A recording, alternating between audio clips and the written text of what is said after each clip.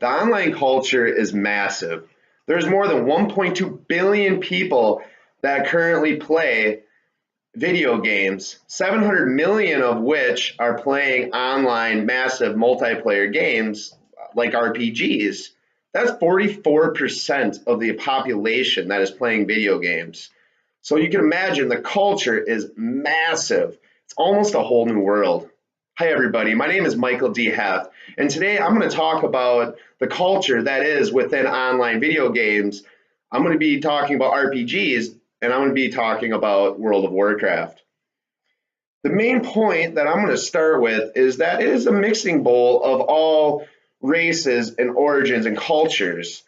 That means that you have no idea who you're going to experience or play with.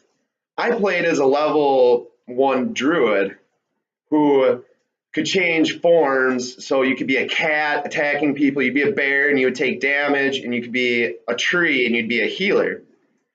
The experiences that I had, first of all, was dealing with a lot of very angry people. Even starting out in the beginning areas, there was many rude people, and there was many instances where there was actually a lot of bullying.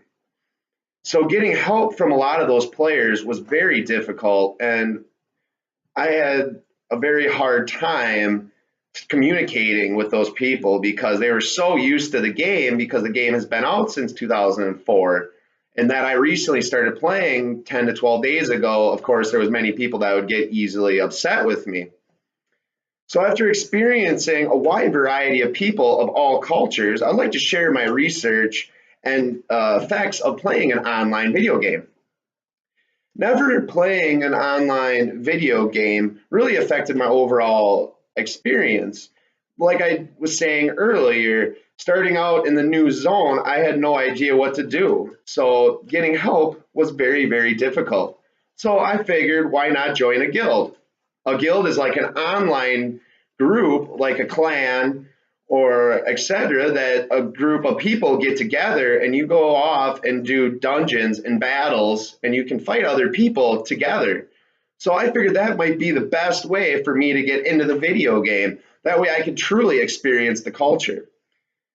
Experiencing the culture from online video games, I realized that there's many individuals that practice very, very poor English grammar.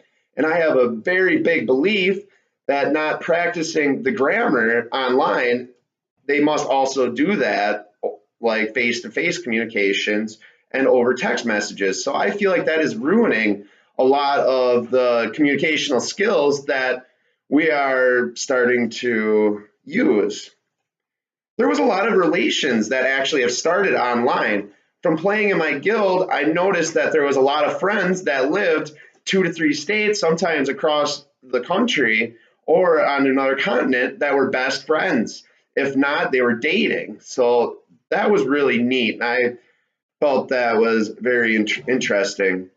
So I checked a little bit online to see percentages of between men and female who play.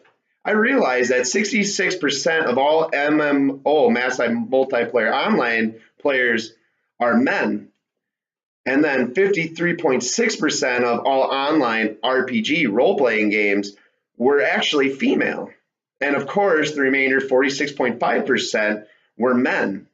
I thought that was very, very, very interesting because that shows that it is about a 50-50% ratio, and that there could be many, many people that were getting married. I was unable, however, to find any statistics on actual relationships or marriages, across an online role-playing video game.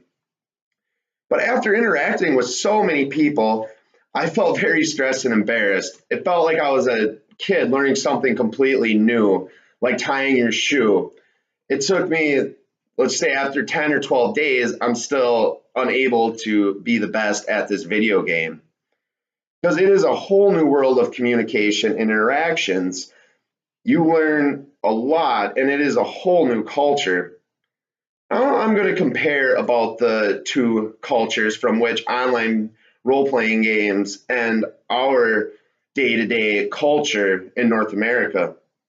It is way easier, of course, to communicate in my culture, North America, as by using face-to-face communications or just seeing the individual or talking like we are now, because you can make way more sense out of hearing somebody or visually seeing them. And you can also make a lot of interactions because there is a very great number of nonverbal communication within the game. For instance, if somebody says hello, you can't see them roll their eyes, or if they say thank you, you can't see them doing something behind your back, like maybe flipping you off or whatnot, telling you, whispering behind your back also. So there was a very huge number of nonverbal communications that I experienced with the game as well. The biggest comparison that I realized was it's a very free world. There is a complete lack of laws and there's no government within the game. Sure, you can get banned or sure, you can get suspended where you can't play a while. But if you did something bad, like murder another character on the game, you of course aren't going to get arrested and go to jail for a long time. And of course, there's no prison or anything else in the video game.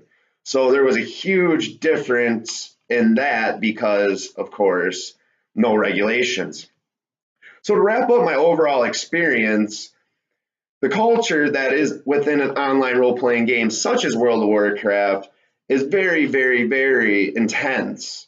At first, from what I've realized, is it's very difficult to get into at first, especially not knowing anybody or trying to start out.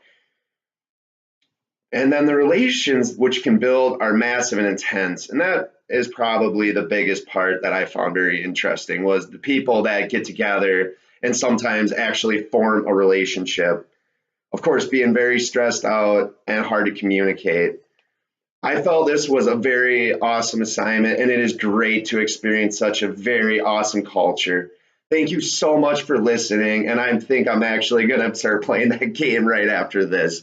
Have a good day.